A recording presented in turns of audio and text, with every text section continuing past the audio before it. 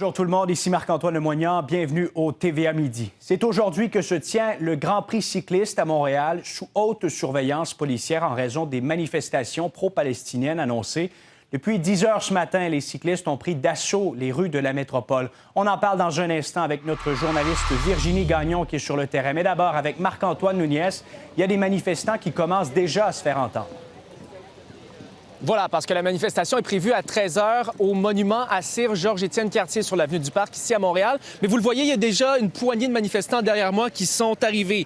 Bon, c'est une manifestation à l'invitation de 3 organisations, Bikers for Palestine, Palestiniens et Juifs unis, et le collectif des Investir pour la Palestine. Mais c'est dans une heure, vous le voyez, ils sont déjà rassemblés. Et à chaque fois que les cyclistes passent, eh bien, ils se font très bruyants. Mon caméraman également va pouvoir vous montrer. Autre présence policière qui escorte le groupe à quelques mètres, justement, de la piste où les cyclistes passent. Tout au long du parcours, il y a plusieurs personnes avec des affiches, avec des drapeaux de la Palestine. Le but, c'est de demander à ce que l'équipe Israël Premier Tech soit tout simplement exclue des Grands Prix cyclistes. Il y a d'ailleurs une pétition qui a été lancée, récoltant plus de 2000 signatures en ce sens. Et le propriétaire de l'équipe, Sylvan Adams, se décrit depuis plusieurs années comme l'ambassadeur autodéclaré d'Israël. Je me suis entretenu avec l'organisatrice de l'événement un peu plus tôt. Je vous laisse entendre ce qu'elle avait à dire.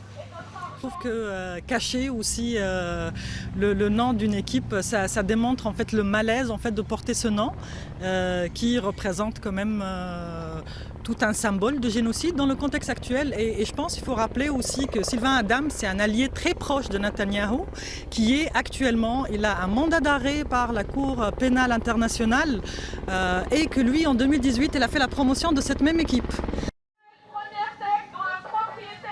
Vous entendez derrière moi, on commence déjà à lancer des slogans disant « Haute au Grand Prix cycliste ». Il y a 2 Québécois qui font partie de l'équipe Israël Premier Tech, Hugo Hull, Guillaume Boivin. Et sur leur maillot à cette équipe, on a décidé d'enlever la mention de l'État hébreu pour renommer l'équipe temporairement IPT. Parce qu'en Espagne, à la course La Vuelta, il y a eu plusieurs perturbations. Je vous laisse entendre l'ambassadeur des Grands Prix cyclistes.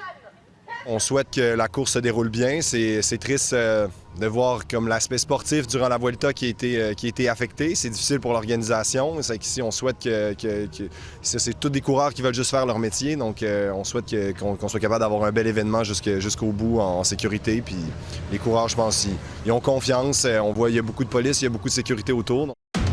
Merci Marc-Antoine.